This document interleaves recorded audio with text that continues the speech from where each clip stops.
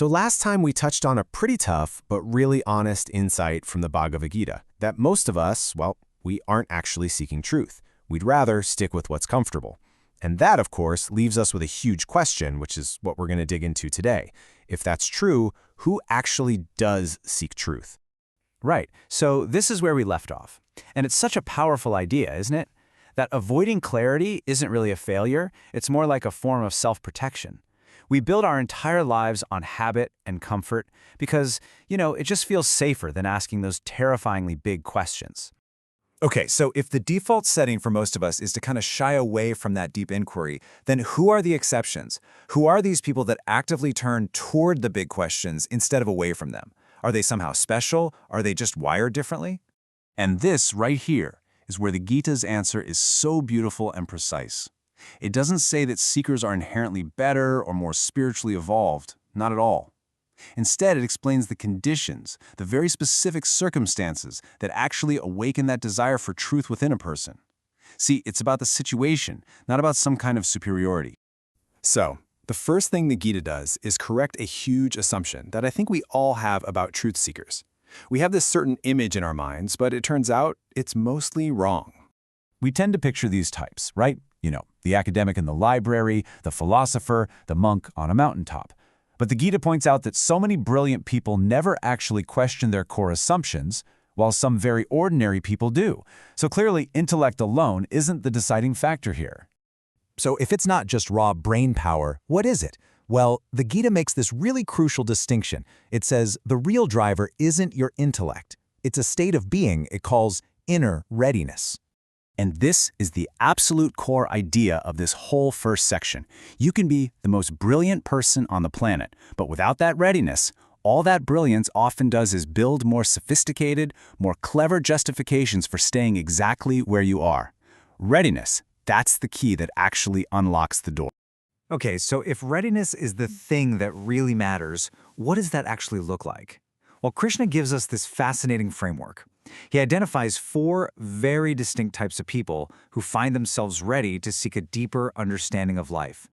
Just take a look at this list for a second. It's incredibly revealing. You've got those who are in pain, those who are just looking for a practical fix to a problem, those who are moved by a pure curiosity, and then finally, the wise who are already there.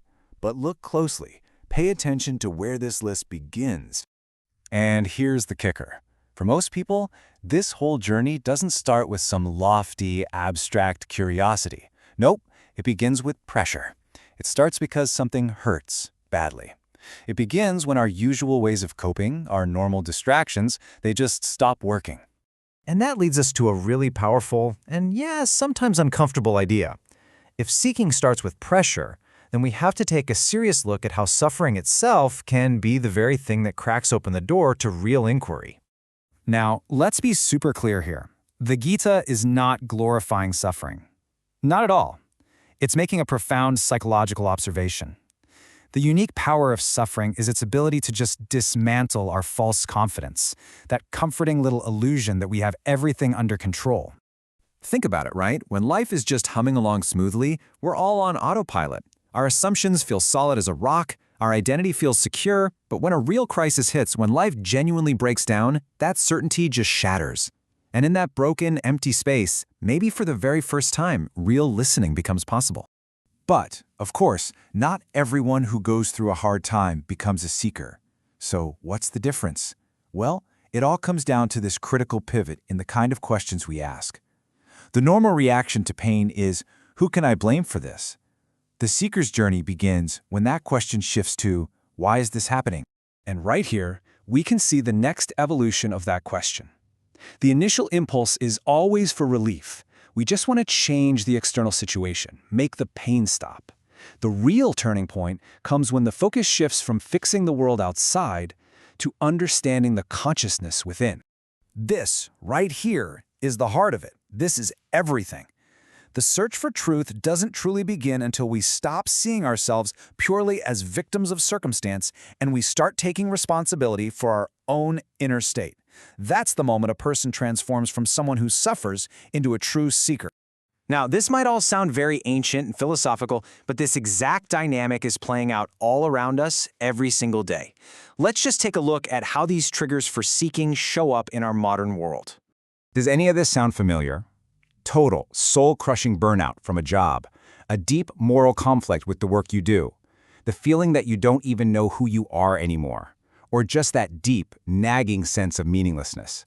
These moments feel incredibly destructive, right? But the Gita identifies them as potential thresholds to a much deeper life. And here we find the Gita's really subtle and profound reassurance. It's not saying that suffering automatically makes you wise. It absolutely doesn't. A lot of people suffer and just become more bitter. But it is saying that readiness is almost always forged in the fire of real-life difficulty. So what does this mean for us, practically? It means that readiness isn't some passive state we just have to wait for. It's an active choice. It's what happens when we finally decide to meet our own discomfort with radical honesty, instead of with our usual patterns of distraction or blame or escape. So let's just bring all of this together.